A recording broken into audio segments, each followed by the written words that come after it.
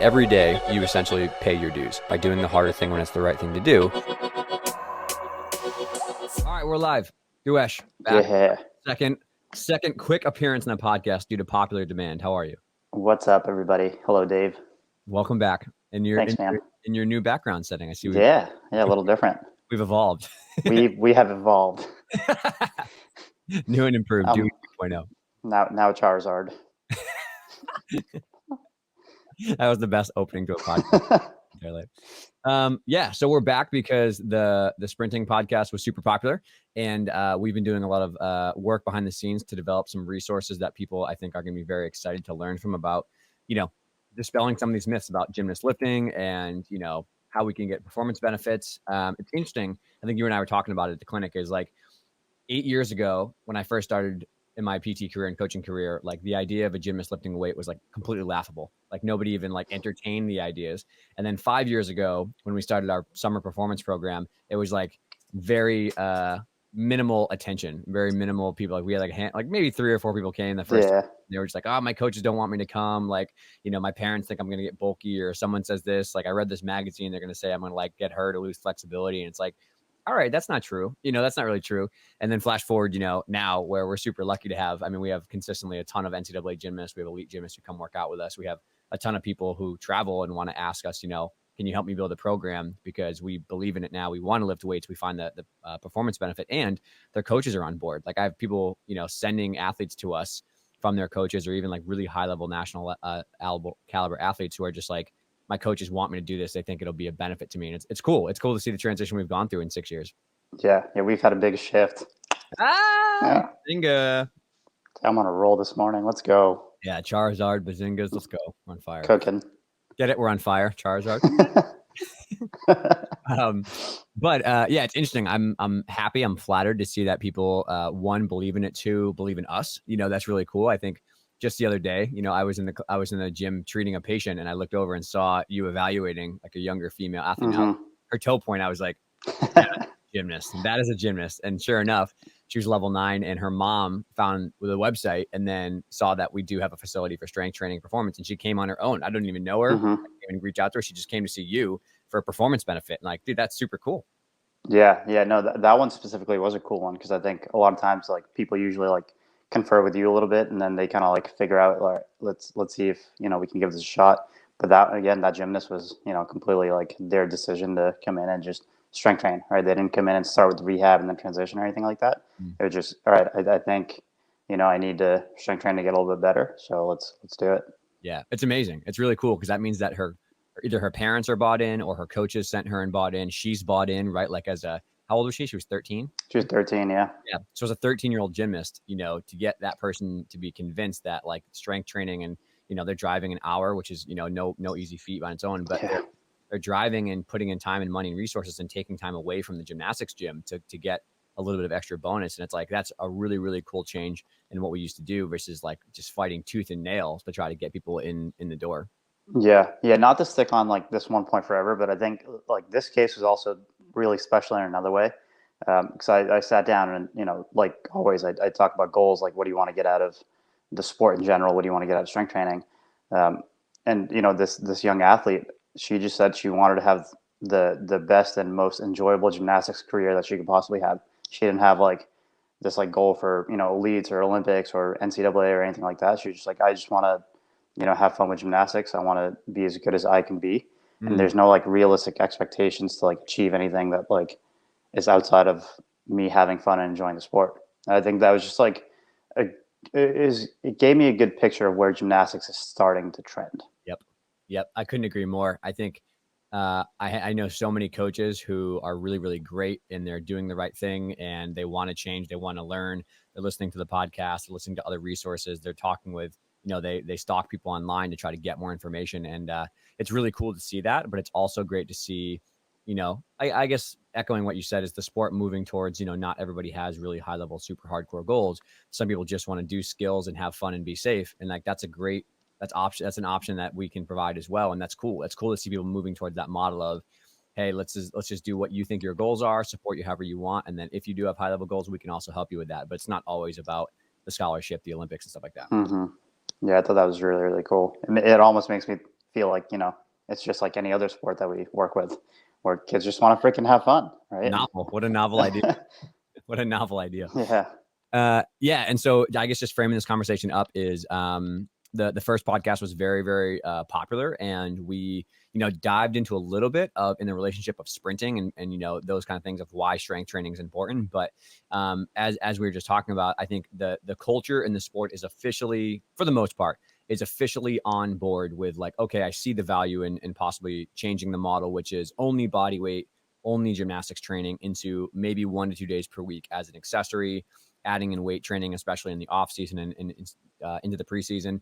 And we see a lot of value in where this comes from. I think the major gap right now is really just information and education and knowing how to start safely and knowing what to do. And there's a lot of common questions that I ask people about, like, what do you want to learn more about? And I think we can definitely help maybe shed some light on those things, either from an academic point of view or from like a practical point of view. So I think that's the goal of today. Yeah. No, for sure. I think the more people that we can educate on, why we strength train, all the benefits of it, all the things that it can teach an athlete in terms of their development, any of that information we can pass along, hopefully will benefit the athlete in the end, because that's kind of what we're out here to do. Yeah, absolutely. And I want to kind of combine a podcast that was popular we put out before, which was on like, me and Nick and Dan Lonsdale kind of chatting about how we would build a program from scratch working with a strength coach.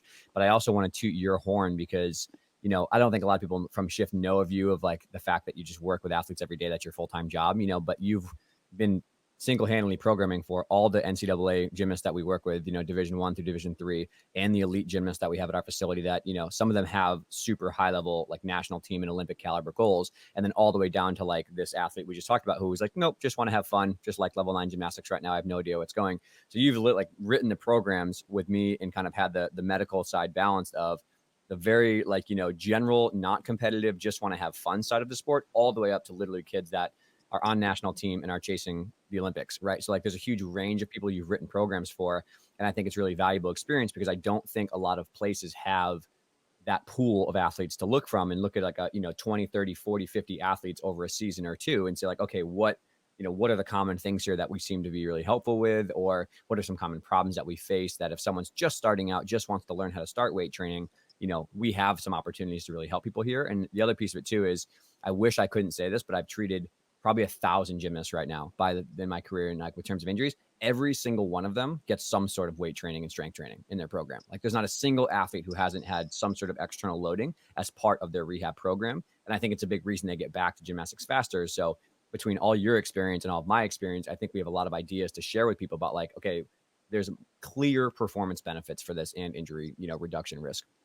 Yeah, for sure. Yeah. And it's starting to get accepted that strength training is part of this, giant spectrum of training and rehab. So, I think you definitely paved the way for that. But yeah, I mean, as far as like strength training goes, like, there's a lot of people that are a little bit afraid to start. They're, a little bit confused as to when to start an athlete. We get that age question a lot, right? Hey, I have an athlete that's, 11, 12 years old. Is it safe for them to strength train? Can they lift weights? Stuff like that. So, I think if we can start educating people on what good strength training actually looks like, right? Yeah. And you and I know, and, guys like Nick and Dan know that it's not just a barbell thrown up overhead, that there's a lot of different iterations to it, and, ways that we can teach these really good movement patterns and teach movement competency that looks different than gymnastics. And I think that's kind of what we're trying to showcase with the course that you and I are working on, is just kind of showing what true strength training looks like, and not what Arnold Schwarzenegger did at Gold's Gym, On that, I think I definitely want to get to the age question, but let's start with, I guess the biggest thing that I hear the most is people don't understand why it's so beneficial. So let's start from, I guess, a general point of view, but then specific to gymnastics and the athletes that we've worked with, what are the performance benefits that you think people are going to find if they do sprinkle in a little bit of like off-season weight training or preseason training? Yeah, it's a really good question. So here's kind of how I look at it. I'm going to take a slight step back. Is I like to go from general to specific, right? So specific would be, what's the sport that we're working with? What are the specific demands of that sport? So we know in gymnastics, the demands are a little bit different for males and females. We know it's a little bit different for rhythmic versus artistic. But what we do to start is we take a step back and say, all right, what are some of the qualities or, patterns or styles of movement that this athlete is completely lacking in? Mm. So we know that in gymnastics, they don't get a whole lot of true single leg work or strength in. We know they don't get, horizontal pulling, in a rowing fashion or anything like that. So we essentially take a step back and say, all right, how do I make this athlete a little bit more well-rounded? How do I make this athlete a little bit more balanced?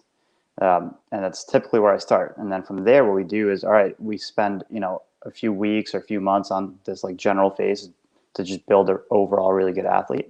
And then once they have really good competency there, we can start, trending towards or progressing towards, all right, what are my specific demands as far as force and power goes for this athlete or for the sport?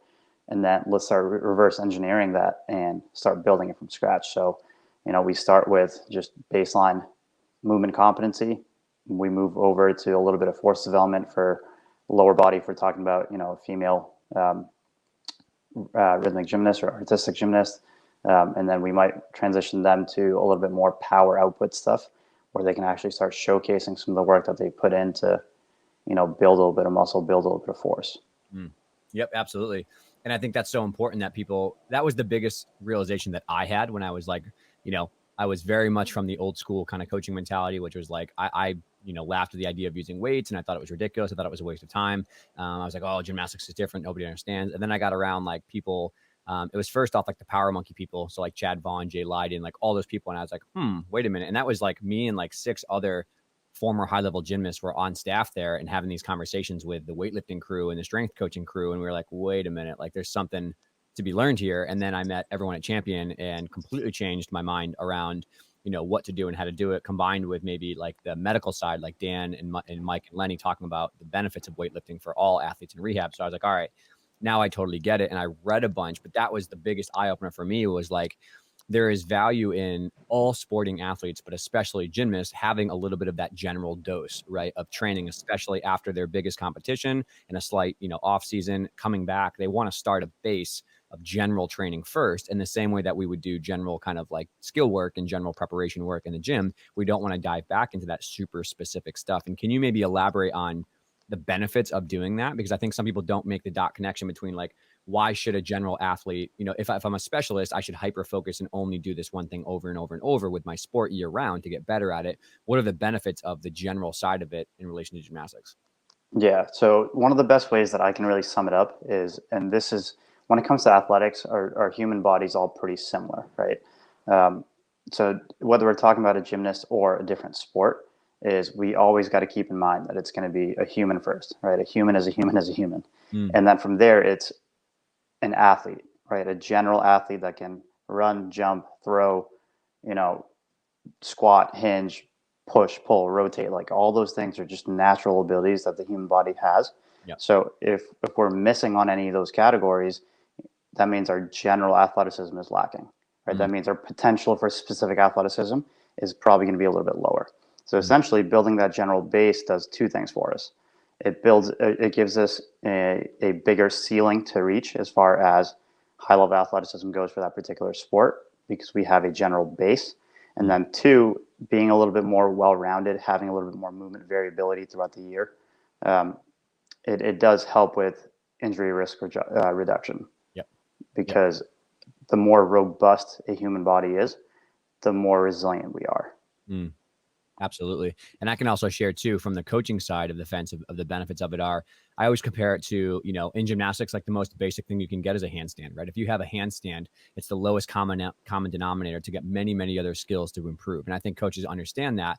And weight training is the same thing. If I had a tool or a magic pill that if I took it, I could increase my running speed and my landing sticking potential and my power output off the floor. And I could also increase my skill, demand capacity to not get hurt.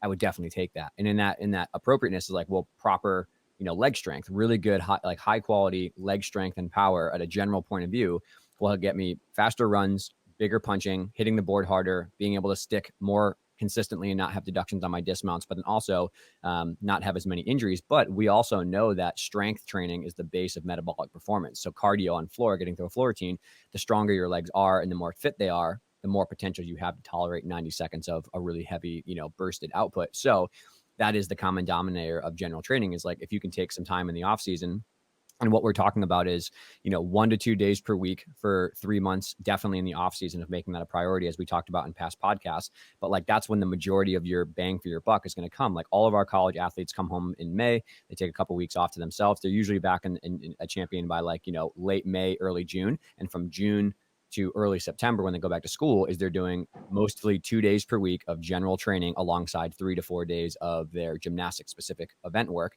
And they get enormous benefits, but it's because we found the common denominator of the link that's going to improve everything. But also, as you said, we're filling in the gaps of what they're not getting in their gymnastics training. So it makes them a more well-rounded, potential athlete. And I view it as that way. And I think you're probably saying something similar now.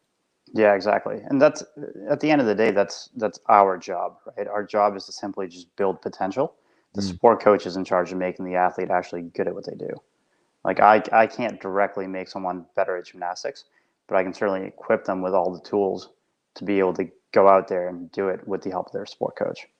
Yeah, and this just popped into my head, but the best example of this was actually what you shared, because Ian put it up on his Instagram, was like his like he does a 2.5 on vault, right? And so like you said, like from the run to the actual board impact was like where your benefits came, all the work you guys have done. Like, he's getting substantially stronger, faster, he can hit the board harder, but everything that happens from the board to the landing is Levon, his coach, and Ian working on technique and drills and specificity. So it's like, you give him the potential to do a bigger vault by running faster and being more resilient against those forces. And then he takes over with sport coaching and handles the actual skills themselves. And I've kind of viewed that analogy, or that metaphor as the entire kind of our entire approach to how we do things with athletes.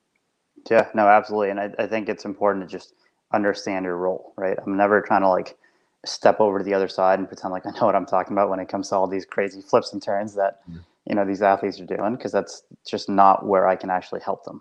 Right? I can help them with some of those baseline movements that happen to show up within the sport, right? Because we know that some sort of a squat, some sort of a split pelvis position, like all these things show up. I just got to find out where they show up, how I can make that a little bit more efficient, and then let the athlete and the sport coach take care of the rest.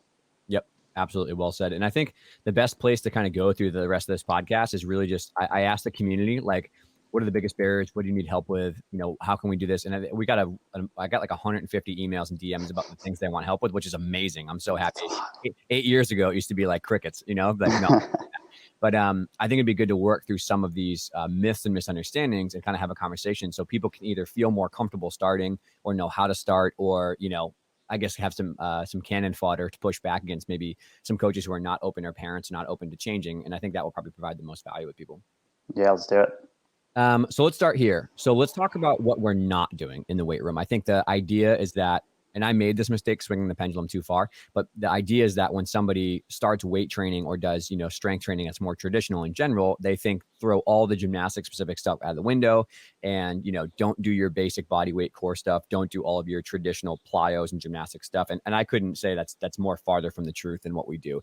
I think you've said before in the podcast, and like I said earlier, is that like you view it and I view it as the weight room is how we fill in the gaps of what is not happening in the traditional, gymnastic setting.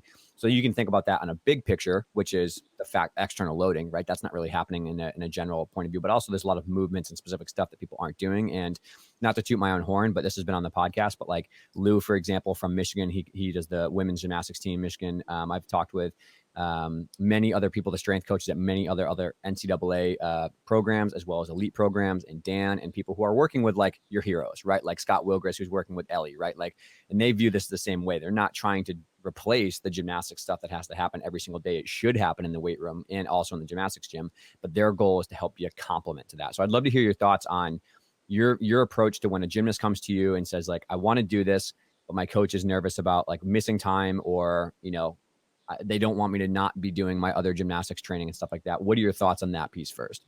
Yeah, I think first and foremost is we're not ever really trying to take away the gymnastics end of things, right? Now, can we communicate with them and say, hey, maybe if you want to start strength training, is there a way to maybe pull back on volume a little bit from the gymnastics gym that day, just so we monitor fatigue a little bit?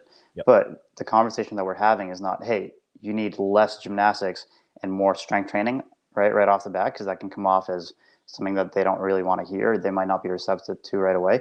But if we can frame it as this is supplementary to what you're doing, right? And here's some of the movements that you're not getting in gymnastics, but we know that these are the same movements that actually do benefit you in the long run.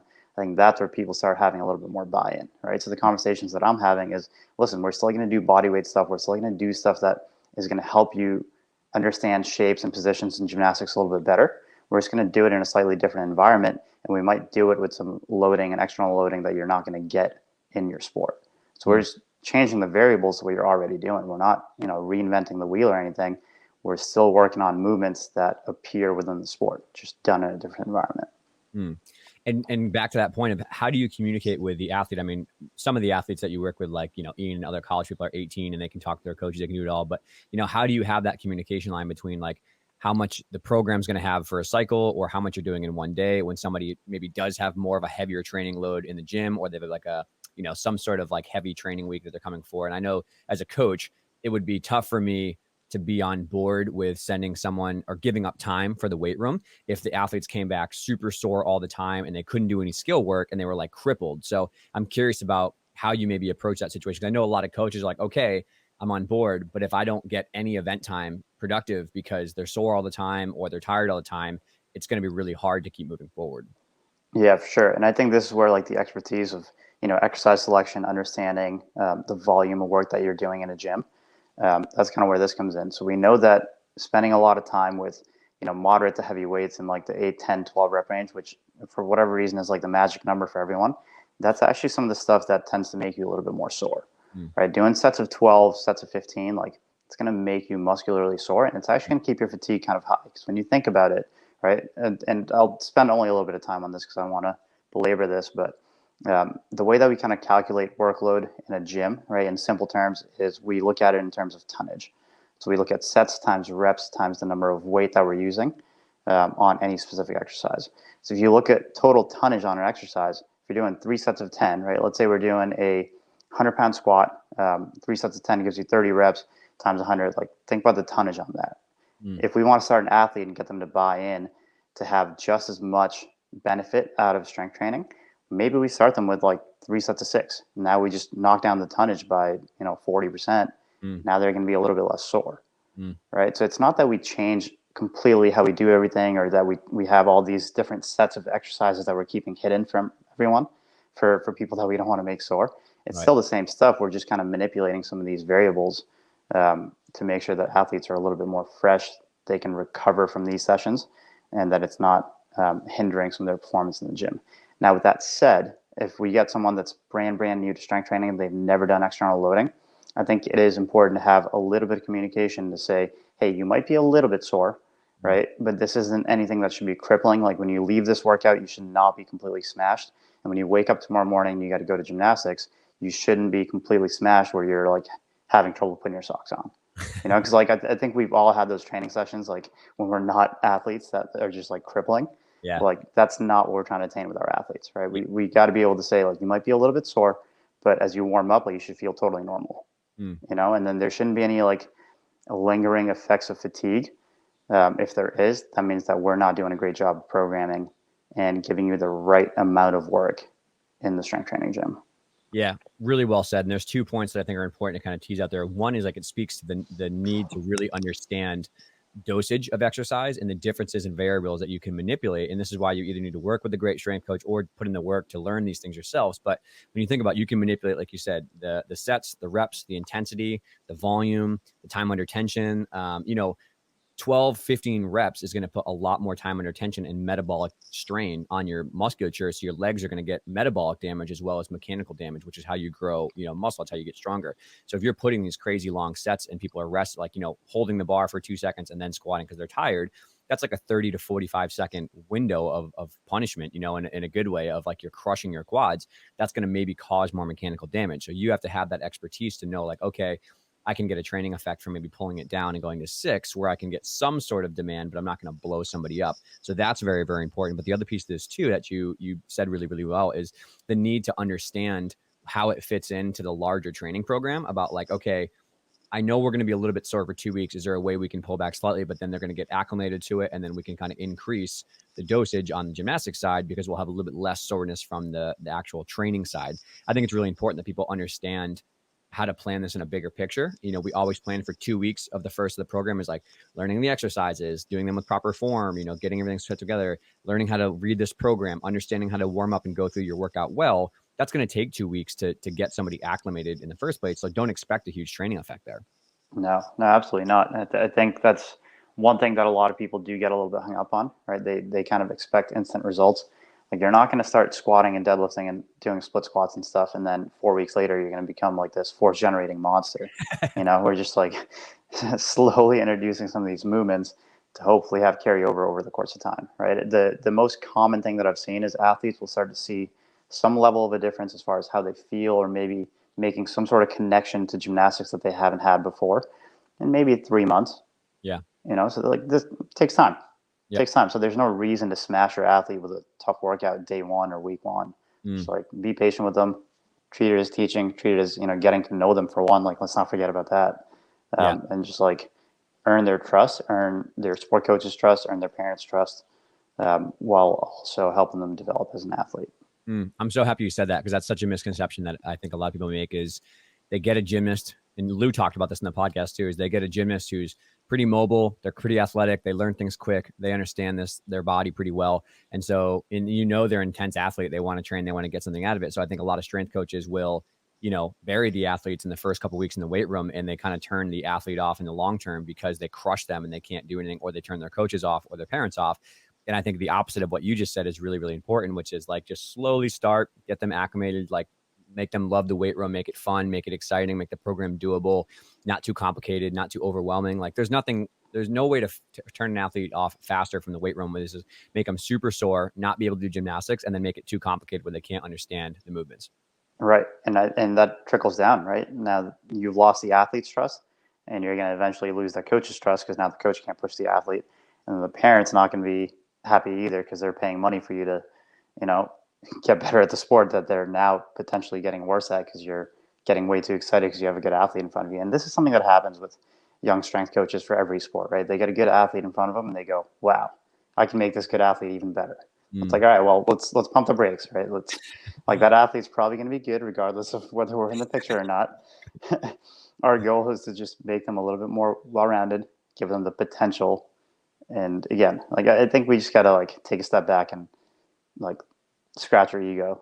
I think if you go into this profession with the mindset of, like I want to work with all these high level athletes and I want to make them better, I think that's I think that's not focusing on the right thing quite yet. I think if you can just start off with just wanting to help the athlete feel better, move better, and then eventually perform better, I think you're going to have a much better buy-in with all the people that you're working with.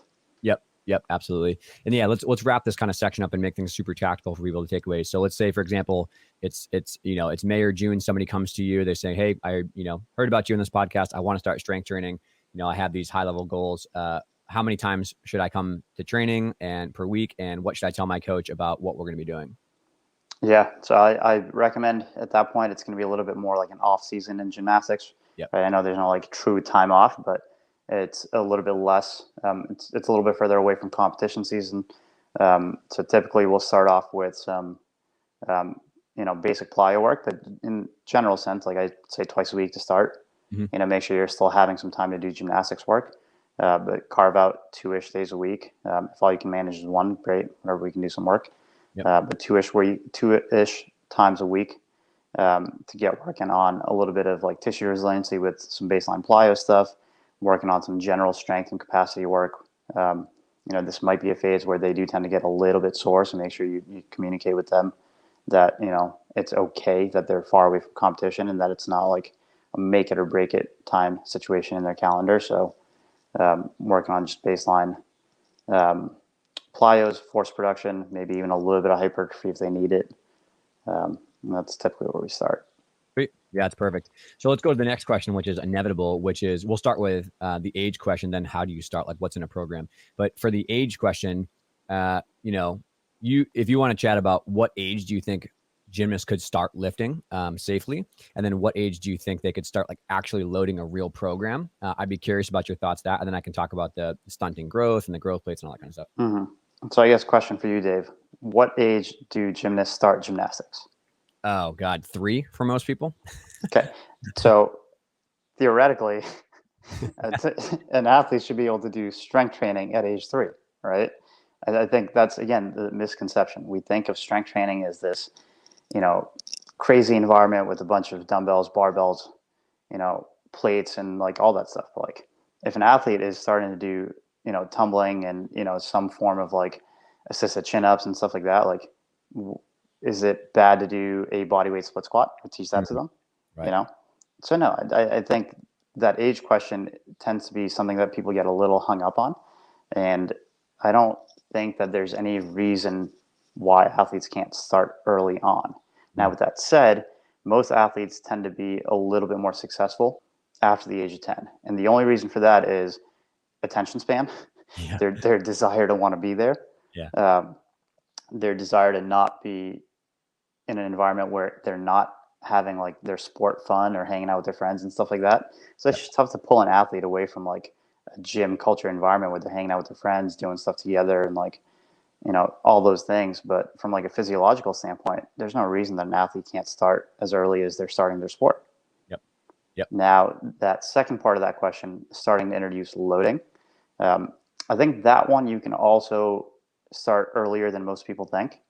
The loading is just going to look different, right? Mm. The external loading on a body has to be completely managed by the athlete, meaning that their positions, their shapes, their form can't be breaking down as they're loading the athlete. But if they're able to handle that, there's nothing inherently bad about introducing external loading. Now, with that said, right, again, going back to the reasons why we choose to start at a certain time, when it comes to attention span, when it comes to like their desire or like their understanding where their body is in space, how to manipulate an external object along with their body, athletes tend to be a little bit more successful age 12, 13. Yep. Yep. I absolutely love that. And I completely agree. I think that from the coaching point of view, from the medical point of view, and from my strength conditioning point of view, all those things make the most sense because, like you said, it's actually, if you look at like other sports, like especially Olympic weightlifting, like those athletes start lifting light loads moderately, from a very, very young age with a barbell and Olympic weightlifting, and it's fine. They're completely fine. Mm-hmm. And also, too, is it's funny to me that we think about this, which is like people are upset if an 8-year-old does a goblet squat, but then again, they'll let that athlete do a layout on floor, which we know is 12 plus times their body weight and forces. So it's like Mm-hmm. we're kind of already loading pretty heavy, and it's like that you have to view weight training as a fractional way to dose that force, right? So a goblet squat is maybe, I don't even know, 1/30th of the force of a layout on floor when those kids are working on it, right? And then you goblet squat a little bit more, a little bit more, a little bit more. Maybe you're a 1/25th now, and you're building up tolerance to some of those things. And so I think, yes, it's people start younger than they think. It's all about the quality of motion, stuff like that. But always people are like, what about growth plates? What about that? And when you have proper dosage, proper movement patterns, and proper coaching and progression in a safe way, and you're doing intelligent programming, it's actually the opposite, that the force loading is helpful to promote bone growth and to promote muscle tendon strength and to promote like really good development because our bodies respond to load and get stronger. That's essentially what happens in most of these overuse injuries are an inappropriate dosage of sport load that's so high that their growth plates get cranky, right? Think about Sever's disease and Osgood-Schlatters, right? Like that is the definition of too much force, too much workload on a young, sensitive growth plate. Weight training and strength training is a way to help slowly build up that tolerance over time so they can further increase their sport participation down the road. So there's no research to support that proper weightlifting done with proper coaching and proper, programming is going to damage growth plates. There's also no research to support that it's going to stunt their growth, which I think is also hilarious because people would say that the weight training stunts their growth, but like gymnastics has nothing to do with it. But even gymnastics doesn't stunt your growth, right? Like the forces and the pounding, like there's really not a lot of research to support that sports or weight training would stunt their growth. And there's multiple International Olympic Committee statements and UK position statements and NSCA position statements saying that weight training is good for young athletes when safely done for all of the benefits we just talked about, the bone, the tendon, the muscular strength, the monotony of sport training. It's something to get them kind of in a different environment, and it can progress them to their goals, especially when they're growing and sometimes they can't tolerate the sport training load because of, growth plate related sensitivity. It's a way to help them get through that and move towards their goals. So there's extensive amount of research in support of it and minimal amount of research to go against some of the things about growth plates and stunting your growth or all that kind of stuff when properly done. Yeah. Dave, do you actually know where that myth comes from? So I dug into this a little bit. No, I actually don't know where it came from. I just know the culture has always said like, it's bad for it. Do you know? Yeah, so the stunting the growth narrative kind of came about because there was a study done. I don't remember when. I'm going to see if I can actually find that article. Yeah. But it was actually a research study done in like child labor situation factory workers.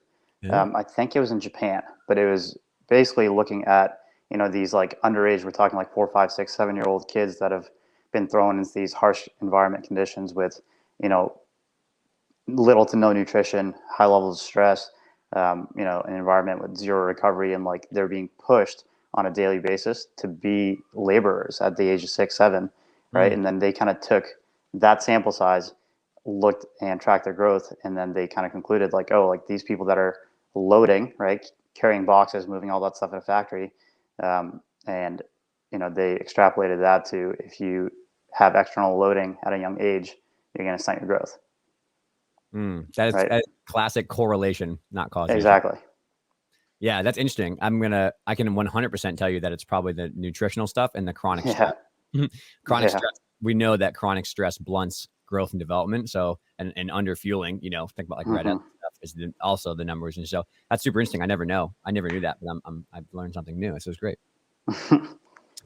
All right. So we got that. Age 10 is that's when I talk to the athletes too that I coach. And like when we are like 10-year-old athletes start to kind of do group circuit training with a little bit of squatting form and a little bit of hinging form and split squats and stuff, not super heavy loading, just like little dumbbells to help them learn how to hold the dumbbells. And then by the age of 12 is when I formally introduce this to people. Like we go to the weight room twice a week in the summer. I write a full program. They learn how to lift properly. We take the time. Like, so that's kind of, I guess you can start earlier. There's no reason of going like 8 and 10 or 8 and 11. But I think, like you said, maturity wise, attention span wise, it's hard to get athletes to do that. But also, I do believe that under the age of like 10, the priority is typically on learning just general basics of the sport and learning, body awareness and things of that nature, drills, basics, progressions, all that kind of stuff is important. And then you can kind of add this in later as a supplement. Yeah. And we can't forget having fun. If you're going to start introducing strength training to a 10-year-old, Yeah. please make it fun. Yeah. Early on in my career, and I still do this, I jump into it every now and then when I get an opportunity because it's fun. But, I used to run a lot of like youth group classes Yeah. where we'd get like 6, 7, 8, 10-year-olds in a group wanting to strength train. So Yeah. what do? We set up obstacle courses, have them jump over stuff and climb over stuff and, hop and twist and, all this other stuff that just, again, goes back to the conversation earlier that we had about just building a general athlete. Mm-hmm. So make sure that you're not missing the forest for the trees by, focusing on, all right, how do I start my 10-year-old athlete on my deadlift progression?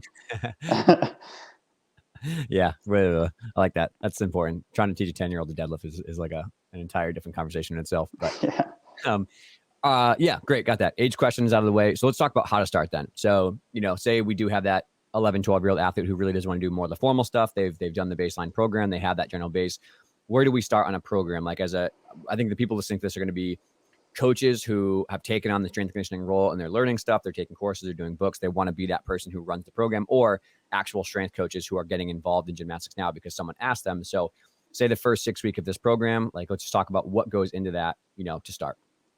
Yeah. So again, more of the same of the basics, right? If they've already done some level of a strength training program before, right? Chances are that if it was structured well, they had some sort of a squat, hinge, lunge, push, pull, carry, maybe some jumping, maybe some sprinting.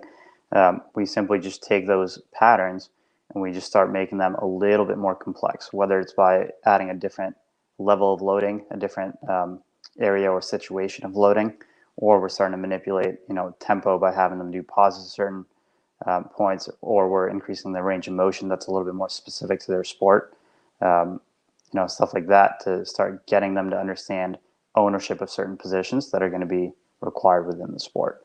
So I know it's like, it might seem like a cop-out answer, but it's not that much different than Yeah. what you're already doing. It's just taking those same exact movements and just starting to add a little bit of variety and a little bit more complexity to it. Absolutely. And yeah, let's break those down too. So like, let's talk about like lower body movements that, the main categories that people are doing and an example of each of those. Yeah. So let's say a beginner early on is doing a body weight split squat, right? An athlete that's, done that for a little bit. Now they're a little bit older and they're able to handle some of these positions and they can demonstrate really good form. they might move over to like a rear foot elevated split squat with their back foot on a bench or a box or something like that, right? Let's say you have an athlete that tends to be a little bit more hypermobile. You're starting to teach them a little bit more control. They can do, splits for days. They have all this like hip flexion range of motion.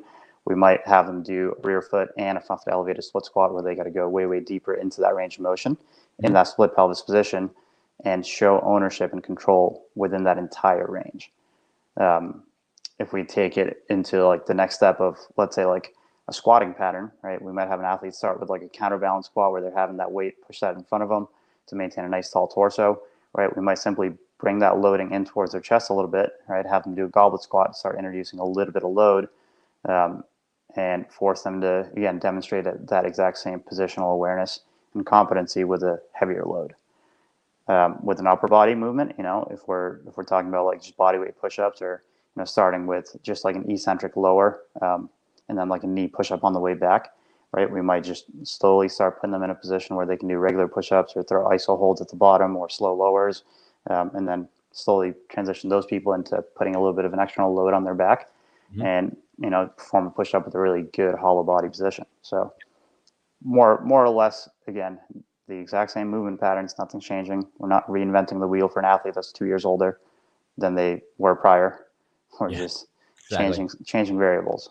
Yeah, and it's all those continuation of, like you said, those basics, right? Lower body, squat, hinge, split pelvis, like you said, single leg stuff, core, focusing a lot on the anti-motions of like, anti-flexion extension. And then the upper body, as you said, vertical push-pull, horizontal push-pull, carry, dynamic stability, right? Like they're not a lot of, like you said, like special fancy categories that you could do. It's just different tweaks and alterations of those. So if you had an athlete with a goblet squat or a counterbalance squat to a goblet squat, maybe eventually you get to a 2 dumbbell goblet squat, or then, that kind of idea. It just progresses throughout the entire 6 weeks. But I think the key here is knowing what movements you want to do and how to fit those into a program. Where do they kind of go? How do you split those things up? So I think the next question a lot of people are going to have though off that is, so say that person does do, a good base of strength training and stuff like that. How do you make sure that we get towards the end goal, which is like, we want power? You know what I mean? Like gymnastics is all about like run faster, jump higher, be springier. And if you just do strength training, you're going to not really have that massive amount of transference over to. So say someone goes through the 2 6-week blocks, they do their lower body stuff, squat, hinge, push, pull, all that jazz. They get stronger over the course of, 10 weeks maybe. And then they're starting to slowly get back on the end of August into the start of September, and they want to get this to be more powerful. How are you transitioning that strength program over to more of like an explosive program? Yeah, for sure. So I think this is where like it almost turns, or it starts with a slight philosophical question for like a strength training mind, or like a strength coach's like principles for strength training. Is what kind of programming are you doing? So us at Champion, we do what we call a conjugate method, meaning we're working on force, power, endurance. Like we're working on all different qualities all times of the year. What we do is we just simply shift focus as we kind of trend towards a certain time of the season. So, when we were talking about that general phase, we're starting to teach movement or starting to just load movement. In that scenario, it's not that we weren't doing any speed work or power work. It just wasn't quite an emphasis. Right now, as an athlete gets closer and closer to competition season, we need them to be better at being faster, more powerful, more sport-like. What happens is the focus simply shifts. So we take our strength training program, and that's going to decrease in volume a little bit, so that we can pick up the volume and intensity on some of our sprinting drills, some of our jumping and power drills, some of our med ball drills, and we just kind of flip-flop or invert that. So essentially, as we get closer to competition season, strength training still exists. Power training and speed training still exists. It's just that power training and speed training takes a little bit more of a primary focus. We make those movements a little bit more specific towards the direction they want to go, right? So we know that in gymnastics, velocity is a big component, being able to not just produce force, but be able to produce that force quickly. So we got to start introducing drills that showcase that, right? So an example that I'm going to give you is, so in that early phase when athletes were just starting to goblet squat, learning how to move in that pattern, they might have been doing, let's say, like a seated vertical jump where they're starting seated on a box. They don't have a ton of momentum. They're just kind of propelling themselves off the ground with their legs. And they're starting to showcase a little bit of like the force component of jumping. Now we take that same athlete and we're getting closer to the competition season. We're looking at like July, August. What we might do is we might have them do like a depth drop to a landing where they're starting on top of the box now. They're hopping off the box, having to eccentrically control that loading, and then also concentrically bounce up out of that position into another jump, right? So land right up to a jump and make that as quick off the ground as possible while still getting up off the ground as high as possible. So demonstrating like true power, right? And it's just we're training in that spectrum of force, which is what we started with, and we're going more towards velocity, which is the other end of this continuum. Yep, absolutely. And I think that's a great way to summarize. A nice example there is like, I think the lowest barrier to understanding in gymnastics is why squatting is important, because it's so relevant everywhere. But you can see how a counterbalance squat with the newbie would become a goblet squat with, the middle to training. Some of our athletes in college that have worked with us for 2 or 3 years might front squat, to a box or do something like that. But it becomes, explosive depth drop landings or seated dumbbell jumps or broad jumps or things like that. It's just tweaking that strength component of the squatting pattern and putting it in a more, like you said, velocity-based profile to try to get that to transfer over to gymnastics. And then the counterpart is that in the gymnastics gym, if we have 2 days a week where we're working on the weight training stuff, I might have 2 days in the gym where I'm working on some more gymnastics specific bounding and leg strength, like just like plyo patterns over blocks, or doing pogo hops, or doing things that are much more specific to tumbling on floor, drills, snap downs, front layout punches, back layout punches, whips, stuff like that, like board drills for your Chenkos, like landings and dismounts, actually sticking dismounts. So you'll see how like the blend comes together of, here's all the gymnastic specific stuff I need to do that's really important for stiffness and tightness and technique. And then here are all the general things that complement those very, very well. Mm-hmm. Yeah, exactly. Just kind of merging. We merge. Exactly. Yeah, you're trying to get things to funnel towards the one goal, which is compete well.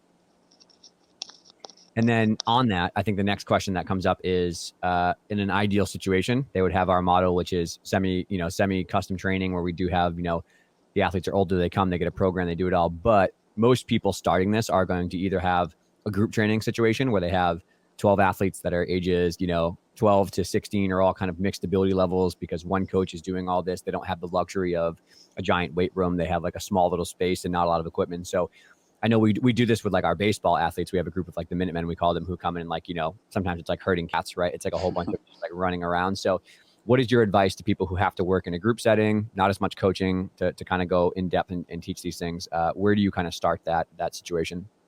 Yeah, so definitely by choosing exercises and movement patterns that are the most accessible and able to be performed by at least 80% of the athletes in that group, right? So if you're choosing an exercise that's too advanced, chances are, let's say you have a group of 10 people, 6 of those athletes might be struggling. You might need to run around coaching the crap out of them all the time, right? Whereas if you choose an exercise that is very, very accessible to almost everyone, right? 8, 9, 10 athletes, then what happens is you give the athletes that are a little bit more advanced, right? You just give them an easy progression a little bit quicker than some of those athletes that might take a little bit longer to develop that. Right. And it doesn't look vastly different, right? If it's not going to offend a young athlete that is struggling with, let's say, like a counterbalance squat, to say, hey, you're just going to do this for like another week. I want you to get really good at it, and I want you to work on these, these things to make sure that you're feeling all the right things, that you're maintaining all the right positions. Where you take an athlete that's maybe demonstrated that they can do counterbalance squat really well and say, hey, Timmy, like that looks awesome. Let's try holding a weight that's a little bit heavier closer to your chest, and let's see how you do there, right? If it's a little bit heavy, tell me, we can back off.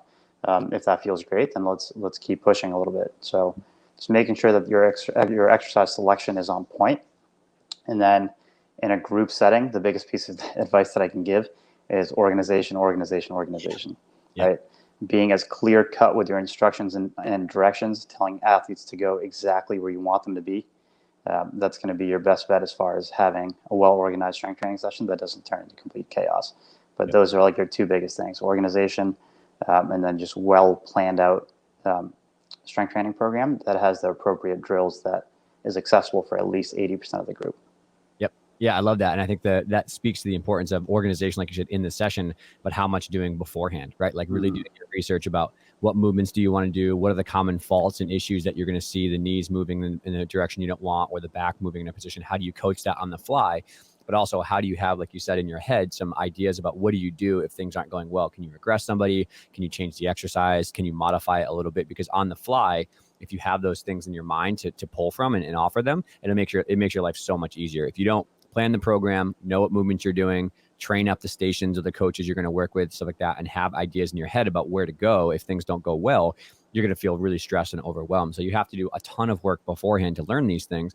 But then also just some more, practical piece of advice in the training aspect when you're doing it is maybe this is not a situation where with older athletes you would print out 16 cards and give them their own personal sheet and they track their weights. Maybe you do it on a clock. Maybe you have them have their sheet and you follow the clock and they fill in their weights as they go. It's not just, hey, here's 45 minutes, go through your workout, get it done and fill your stuff in. It's like, okay, you 10 athletes, you're going to start on these 3 exercises. You in the 10-minute clock, you're going to do these 3 rounds, of exercises. These athletes, you're going to start over here and do these 3 rounds on different equipment, and then we'll flop and we'll go back and forth, right? Like I think that sometimes is a way better mentality. We're just doing a circuit training, right? Like a squatting station, a core station, an upper body station, and then 3 more, and everybody rotates through that to kind of get that done. I think that's kind of more of a coach-led instruction, and I've seen like you and Jonah and Nick do this at Champion with these guys, which is like, here's a clock, here's your program, get this little thing done. I think sometimes that works way better than literally trying to have people go through one by one. Yeah, it keeps people a little bit more focused, right? They have a little bit more direction, right? The more constraint you can put on an athlete to be successful within that like training session, the better off they're going to be early on in their career. And then one point that I wanted to touch on, Dave, that sparked my thought when you were speaking about progressions and regressions. I think, and this goes back to the conversation we were having about strength coaches getting way too excited when they see certain athletes, is they want to try to go at like the hardest possible exercise that they can potentially have the athlete do, right? I like starting the complete opposite direction.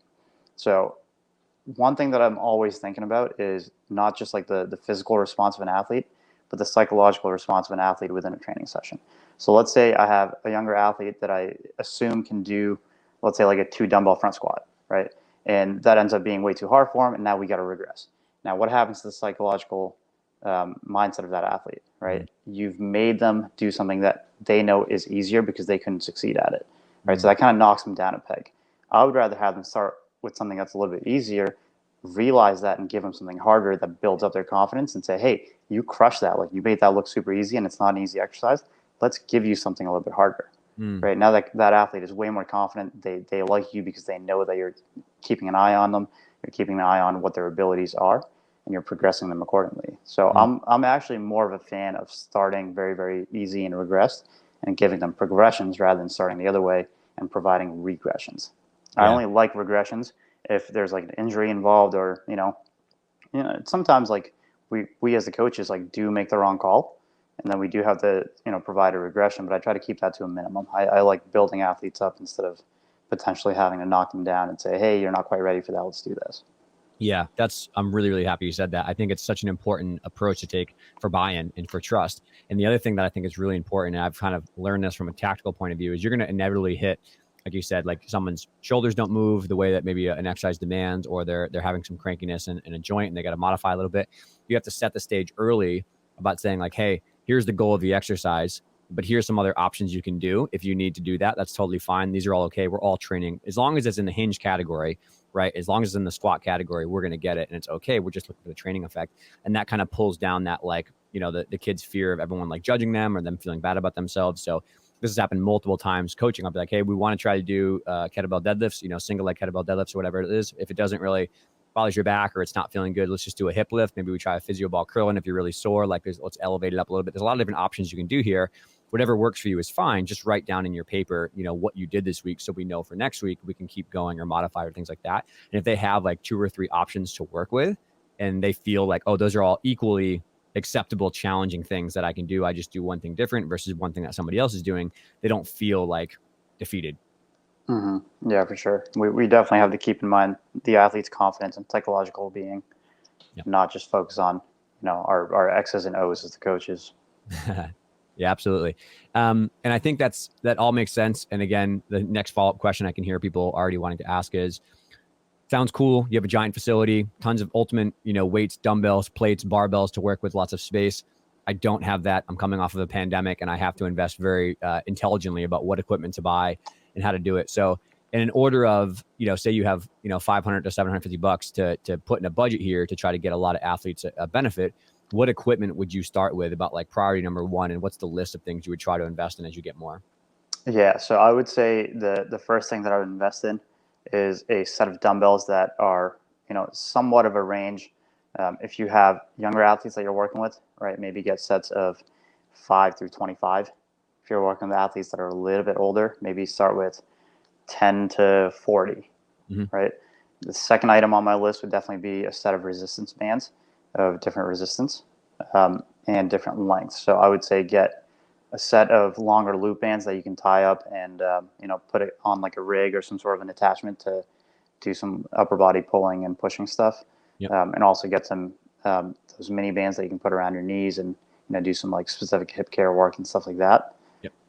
And that's honestly really it. I don't think you need much more than that, right? If you have more than that in your budget, right, maybe start thinking about kettlebells, maybe medicine balls of a few different ways to start working on some power progressions. But I think it's totally fine to be able to start with dumbbells and a set of bands. Yeah, I would agree. Those are probably the most versatile. And as someone who literally did this 5 years ago, which was like, guys, we should start buying equipment. And they were like, okay, we only have like 500 to 750 bucks and choose wisely. That's what I did. It was like, Facebook Marketplace dumbbells of like things we found elsewhere to go for cheap, and a couple med balls that were like, $40 once we kind of get down there, and some kettlebells and stuff like that. It wasn't super glamorous. The ones we use now are still like those ones we bought 5 years ago. So the investment is really, really good. But dumbbells are super versatile. One lighter dumbbell for a younger athlete is a rotator cuff exercise weight for an older athlete. And the older athlete who uses, double front squat dumbbells for their exercise, somebody else with 2 dumbbells might be doing a deadlift because they can lift a little bit more with a 2-legged deadlift. It might be a 1-legged, version of an exercise for the. So there's a lot of versatility there. And I think the band stuff is super important too. Like the actual handled bands are really, really good. But then also like buying a set, 2 sets of pull-up assistance bands are really, really great too, because obviously they can be used for assistance on pull-ups. They can be used assistance for other stuff, or they can actually be used as resistance for like push-ups or other stuff like that. But then I think a lot of the upper body pulling and pushing exercises, you can just loop your hand through and you can use them with resistance, because, obviously the heavier the band, the easier the pull-up. So going the other way, you can do the harder the resistance. And I think, I could easily probably get, for $750, I could probably get enough dumbbells to make it work, and enough bands to make it work for 15 athletes twice a week for probably an entire summer. Oh, for sure. Yeah. $750 goes a long way if you're not spending on, all the cool stuff that Rogue Fitness has to offer, and you just go on Amazon or you go on Facebook Marketplace, like Dave said, and, buy the appropriate weights. The other hack here that saved us a lot of money too is we're local to Perform Better in Providence. So we ordered the next summer, we ordered 10 kettlebells and drove and picked them up, because the shipping would have been like another $200. So me and my buddy just drove a truck down, picked them up, and we're good to go. Yeah, exactly. Fantastic. All right. I delayed this point for as long as possible to make sure people weren't going to get too angry, but let's talk about lastly some of the myths that are going on with why. I think by this point, most people listening to this podcast, most people who have heard this are like, all right, I get it. I know what to buy, how to do it, how to start. But the parents are very, very resistant because they think it's going to get them injured and hurt. Other coaches are saying, no, that's going to make them bulky. They're going to lose their flexibility. Like, this is a waste of time. So let's start with the bulk one first. What is the argument against and the science against maybe why lifting weights wouldn't automatically just make someone very, very bulky? Yeah, I would first like to start off and tell everyone that I've been trying to get bulky for years. It's really hard. It takes a lot of time. It takes a lot of effort. So I think one thing to keep in mind is to get an adaptation that makes you like truly bulky and like start to lose mobility, flexibility because of that bulk, takes an enormous amount of stress on your body, right? Like heavy strength training done very frequently throughout a week and then over the course of years, right? So I think starting your young athlete on learning how to do goblet squats and weighted push-ups and rows and stuff like that is not going to be enough stimulus in the body to make someone really, really bulky, right? And then the second thing that we got to keep in mind is we're not coming into a session and saying, all right, my goal is bulk. I'm going to do a deadlift. I'm going to follow up with a squat. I'm going to follow that up with a set of lunges. And then I'm going to finish up with a little bit more isolated quad and hip stuff, right? If we tack on all those things into one session, now we have this enormous amount of stress on that one muscle group. And now that's really forced to adapt, grow, be a little bit bigger, so that next time you introduce that same set of movements, our body's a little bit better adapted, right? In the end, our body just does whatever it can to protect itself and to be ready for a certain scenario. So as long as we're making sure that our sessions are a little bit more well-balanced, chances are you're not going to put enough stress to cause an enormous amount of bulk.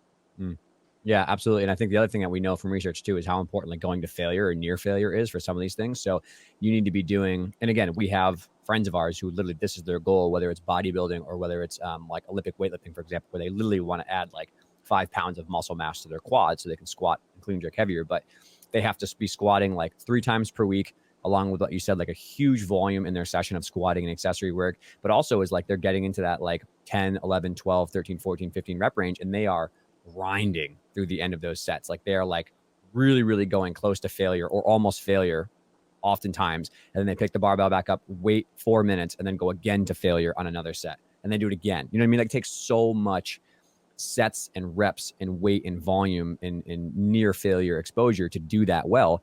And that's the opposite of what we said in the beginning of this podcast, which is a conjugate method with mixed modalities, a lot of mixed movement patterns, balancing upper body, lower body, and stuff like that. It's not about 5 to 6 sets to failure with super high volume and super high reps. Mm-hmm.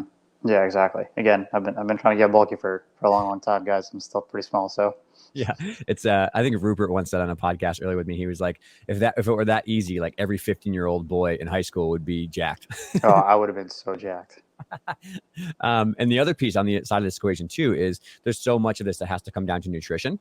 Like I think that we have to realize that to add, a pound of muscle or to add a pound of, extra bulk, whatever that tissue might be, is you have to eat like 3,000 plus extra calories of what you're burning, per week to have just the pure raw substrate to add, right? So you have to have an enormous amount of food. Like, how hard it is for some of these guys to add weight or these girls to add weight, like they're bodybuilders. Like Pope was telling us he was like drinking olive oil in the middle of the night and eating just peanut butter out of spoons just to get enough calories and shakes to do it. Like you have to eat so much throughout the whole day, all the time to get those products. Yeah, I would sit in bed with a jar of peanut butter in college all the time because my primary objective then was to like put on bulk, So it's definitely a different conversation, different narrative to have if we're talking about bulk. And some athletes might need that. Some athletes might need a little bit of bulk to make them feel a little bit stronger, a little bit more powerful, a little bit more resilient. Like honestly, like Ian's actually a good example of this. Yeah. When he first started with us, he was pretty light. He bought into the idea of putting on a little bit of size as long as he wasn't going to lose any athleticism. Mm-hmm. Now he's the most powerful that he's ever been. He's jumping higher than he's ever jumped through all the metrics that we've been tracking on him and stuff. He runs faster. He feels more agile when he's doing all of his skill stuff. And he's 7 pounds heavier.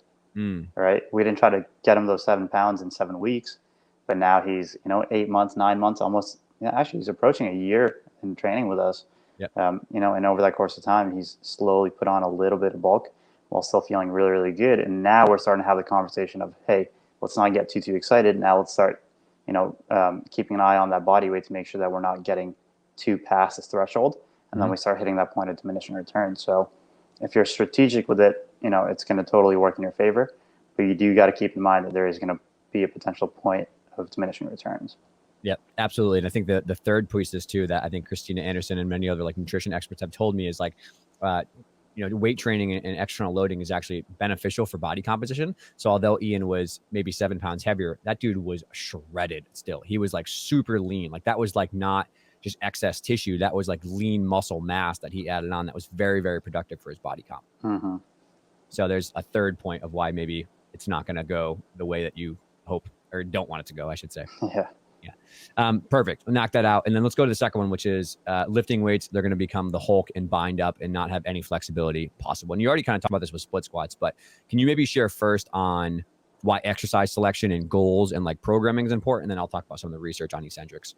Yeah, for sure. So I would say first and foremost, again, part of that balanced attack in a training session is making sure that you're doing some of your mobility work, your balance work that is required for that athlete specifically. If you're able to do like an assessment on them, or just taking a step back and saying, all right, what are some of the demands of this sport? What ranges of motion do these athletes need to maintain?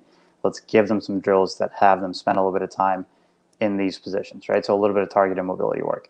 Second thing is making sure that you're doing some of your strength training exercises to a full range of motion so that they're able to maintain that range. Mm-hmm. So I would say those are your two ways to make sure that you're not going to get too bulky. Because I think what does happen is a lot of people, and we see this in like the bodybuilding community, is they start doing strength training stuff. They know that they got to put on muscle mass, and they'll do a lot of like shortened range of motion stuff so that they can lift a little bit more load so that they can take it closer to failure. And their primary objective is, again, to put on bulk and size, right? Where we got to think of our athletes a little bit differently, and we got to say we need them to achieve full ranges of motion. We need them to remain athletic. So I got to make sure that when I program and prescribe and coach exercises, that it's being done to a full range when it's appropriate, and it's appropriate most of the time. Mm-hmm. Yeah, exactly. And we already touched on this, like you said, but like that's where it comes down to understanding the variables you can manipulate. And maybe like somebody asked us in a question is like, is more load and more weight always the goal? More? And like, no, right? You might have that athlete who can do a standing split squat to knee depth very, very well with, 50 pounds. I'm just making the number up. And then, but when they put their back foot up on a rear foot elevation and a front foot elevation, because the range of motion is the variable you've increased, they can't lift equal or even more weight. They have to actually go down a little bit to like 40 pounds because of how much longer the range of motion is. Each repetition takes longer. It's more time under tension. So maybe by playing with the variable of range of motion and the variable of, pausing or tempos or sets and reps, you're going to make that substantially harder without adding more load. But it's specific to the thing we're trying to get at, which is a longer running sprint or ensuring some of those deeper split pelvis positions for like a split or a switch leap or something like that. So there's a way to kind of manipulate that where you're actually promoting the flexibility as the goal, the range of motion as the goal. And this is kind of back on what we've talked about extensively on the podcast is in the short term, yes, you're going to be acutely sore and lose range of motion, but that happens in all sports. That's like when you do a hard training session, you're stiff, you're sore, but it goes away in a couple of days. But in the long term, one thing we actually know that does support long-term beneficial change in range of motion is eccentric training because of, mechanisms that are still to being debated to stay, but I'm not going to go into it. But eccentric training does have a really good positive effect on range of motion when it's in a full range of motion and consistently done. So maybe you do a 5 second to 3 second lower on that split squat and you hold the bottom for a second and then you do a 1 second up. That's emphasizing the range of motion and the eccentric component. Maybe that's going to benefit more. Yeah, exactly. There's a lot of variables to talk about it. And, hopefully, and this is, some of the stuff that me and Dave are working on is to be able to teach you guys some of this stuff and how to manipulate it and how to apply some of it into a good, well-rounded program. Yep, absolutely. And so also the other piece I want to mention too is like, if you do all the strength training and never do your soft tissue care or never do regular flexibility work, you might lean that way. But we know that in our programs, every day has soft tissue care. And then a gymnast every day when they work out is doing some sort of dynamic warm up and stretching, and they're getting that range of motion. So if you do acutely lose some, you're probably going to maintain it by doing specific active flexibility work and all that soft tissue care around the training. Mm-hmm. Yep. And then last one, which is the easy one to button up because we already tacked a lot of it, but like going to get hurt, right? As soon as you lift a weight, you're gonna injure a growth plate. You're gonna blow your discs out. Your back's gonna explode the first deadlift you do. Yeah. So if you do deadlift with a lot of weight with really crappy form on day one, you might hurt yourself. So learn how to coach these movements. Yep. No, but in all seriousness, I think Dave pretty much knocked this one out of the park earlier when we were talking about the forces that we're seeing in gymnastics or really in any sport compared to the forces that you're actually seeing in a gym environment. It's much, much less, right? It's hard to put on as much stress and force on the joints and the muscles in a gym compared to what's actually happening in sport. It just happens so that in a gym, we do it very slowly and with control and probably safer. So yep, you're probably gonna be safer doing strength training than you are gymnastics. Yeah. It's a dangerous game out there, man.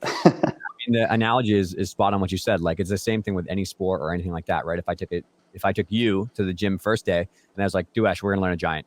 Jump up, do a giant. Here's a drill, do a giant. Like you'd probably get hurt, like out of fear or out of like, the actual force, it would blow your shoulders up. It's the same thing with anything else. We would never just throw someone to the wolves without any proper training. So my advice, and it's just summarizing all you've taught me and said is like, you have to do a good assessment and figure out what's the right exercise for this person, right? Maybe they have super stiff ankles and they can't squat super deep. So they need to go on a heel elevation plate or go to a ball or a box to limit their depth so that they don't get into a funky position.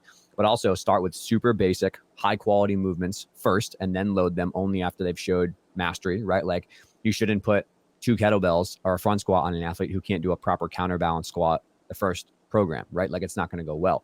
And also just be aware of their past injuries or things that they have a problem with. Like multiple times have we started a gymnast out like, what would we like to do?